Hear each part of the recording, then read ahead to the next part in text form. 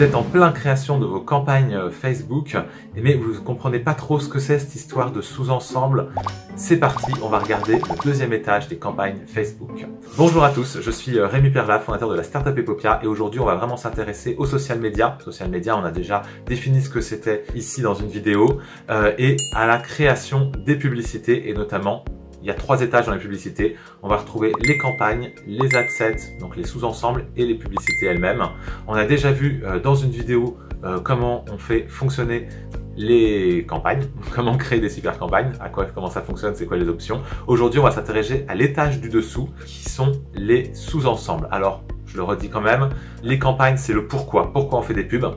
Le sous-ensemble, ça va être le qui c'est qu'on vise. Et on l'a déjà vu aussi dans une vidéo, l'outil le plus puissant de Facebook, c'est la création des audiences, donc définir vraiment finement qui on vise avec nos publicités. Et donc là maintenant, on va voir, une fois qu'on a créé ces audiences, grâce à la vidéo que vous avez vue, et ben on va voir où est-ce qu'on les utilise et comment est-ce qu'on les utilise. C'est parti, je partage mon écran. Alors, du coup, là je suis sur le compte Facebook d'Epopia, je vais chercher une campagne, par exemple là il y avait un split test d'acquisition, donc c'est un bon exemple, et dedans j'ai plusieurs sous-ensembles. Donc là on voit ici les campagnes, les ensembles de publicités, et ici il y a les publicités. Donc c'est vraiment nos 3 étages, enfin pourquoi, qui on vise et comment est-ce qu'on les convainc. Donc là, on est dans le qui on vise.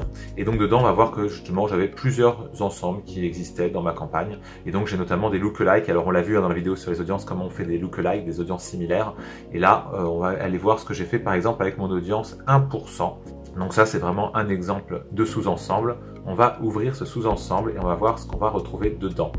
Donc on a déjà défini par exemple qu'on faisait une campagne en enchère pour aller chercher de la conversion, et ensuite on va se retrouver à aller décider qui on vise.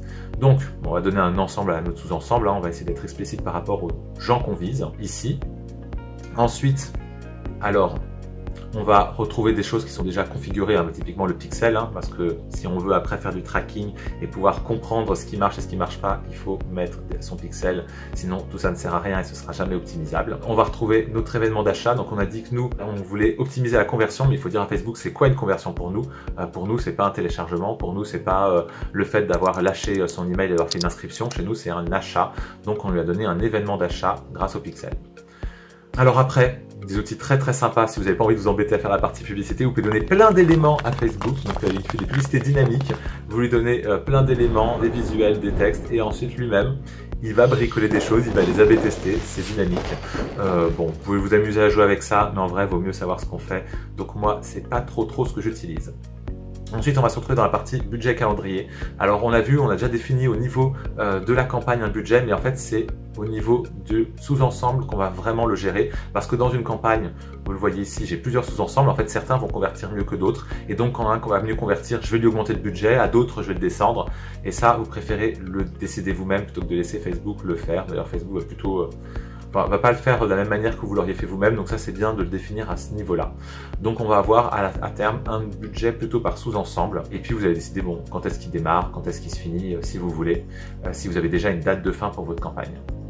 Et ensuite, on arrive dans le cœur de la meule, c'est vraiment qui à cet étage-là. Et donc, vous allez pouvoir créer complètement une audience si vous avez envie. Il y a vraiment tout l'outil pour refaire une audience, ou alors vous allez pouvoir chercher une audience que vous avez déjà préparée dans la partie audience, donc vraiment le cœur de Facebook. Et donc là, typiquement, comme je suis sur 1%, je suis allé chercher mon audience similaire 1% que j'avais déjà créée spécialement pour cette publicité. Et c'est sous-ensemble. Et donc je vais retrouver en dessous les règles qui sont de mon audience similaire et qui est visée. Il me fait un résumé de qui est compris dedans. Ok, merci Facebook, c'est toujours sympa. Mais vous pouvez carrément tout redéfinir ici. Vous pouvez créer une audience. Vous n'avez pas encore créé d'audience, vous pouvez créer votre audience à cet étage-là. Il n'y a pas de problème. Facebook vous laisse, il y a un bouton créer. Vous pouvez vraiment recréer quelque chose de nouveau. Ensuite, il y a le placement. Parce que c'est bien d'avoir fait tout ça, d'avoir prévu sa campagne et d'avoir fait des pubs, mais où est-ce qu'elles vont s'afficher? Et en fait, il y a plein d'endroits différents où ça peut s'afficher dans Facebook, c'est assez magique. Alors vous pouvez utiliser le placement automatique, c'est recommandé, surtout si vous débutez, ne vous embêtez pas trop. Mais une fois que vous commencez à avoir un peu de jus, ça a un peu tourné, vous pouvez savoir ce qui a fonctionné, et vous allez aller regarder les statistiques de votre campagne. Et vous allez voir où est-ce que ça convertit, où est-ce que ça convertit pas. Et là où ça convertit pas, coupez-le. Donc là, on va aller dans placement manuel. et on va découvrir qu'il y a plein d'endroits différents qui marchent. Alors déjà, il y a différentes plateformes, hein, sur Facebook, sur Insta, sur Messenger ou sur les réseaux qui sont partenaires de Facebook. Facebook étant une régie pub, et lui-même vend son espace publicitaire à d'autres sites qui vont du coup afficher vos publicités parce qu'elles sont partenaires de Facebook. C'est un peu comme AdSense chez Google. Et donc, on va avoir dans chacun de ces endroits différents espaces. Typiquement, vous connaissez bien Facebook, hein, vous pouvez le retrouver dans le fil d'actualité, dans le flow. Vous pouvez le retrouver dans le fil Instagram. Vous pouvez le retrouver dans les marketplaces. Il y a un marketplace. Vous pouvez le retrouver dans les vidéos, la partie vidéo, le fil vidéo. Vous pouvez le retrouver dans la colonne de droite qui est sur le côté. Vous pouvez le retrouver dans les options de recherche. Enfin voilà, il y a pas mal de différents endroits. Vous pouvez le retrouver, avoir des pubs au milieu de votre Messenger. C'est toujours très agréable, mais en vrai, ça convertit parfois. Vous pouvez les avoir en stories, vous pouvez les intégrer dans les vidéos, au sein des vidéos Facebook ou des Instagram, donc les éléments de recherche dans le Messenger, dans les articles. S'il y a encore des gens qui utilisent les articles sur Facebook, vous pouvez avoir des pubs qui s'insèrent dans les articles. Et puis après, il y a tout ce qui est réseau extérieur, et donc là aussi, vous allez voir selon les formats où vous voulez que ça se mette. Après, votre publicité, selon ce que vous allez mettre comme publicité, tout va pas être disponible. Si vous faites une publicité qui est vidéo, les endroits qui n'acceptent pas de vidéo ne vont pas le prendre. Et Facebook lui-même, selon le format que vous allez donner, va lui-même vous proposer de découper pour pouvoir vous donner la vidéo si elle doit être en verticale pour Instagram, il va vous faire lui-même une proposition de découpage. Donc c'est vraiment très très bien fait, mais ça on le verra dans une prochaine vidéo sur la partie campagne. Donc en tout cas, vous allez dans un premier temps mettre automatique, mais en prêt, quand vous avez un peu de stats. Alors je vais regarder, voir les performances. Il va pas aimer parce que je n'ai pas sauvegardé et j'ai touché à tout. Si je vais voir dans les performances, on va pouvoir aller voir les types de personnes, la démographie, mais aussi les plateformes. Donc si sur Facebook, sur Instagram, sur Messenger ou sur les audience network que ça convertit, typiquement là je vais pouvoir dire ok, ça sert à rien que je mette des pubs sur Messenger ou sur audience network, ça convertit pas, donc je ne vais cliquer que Facebook et je vais désactiver les autres. Typiquement le genre de choix que vous faites une fois que vous avez un peu de recul sur votre campagne.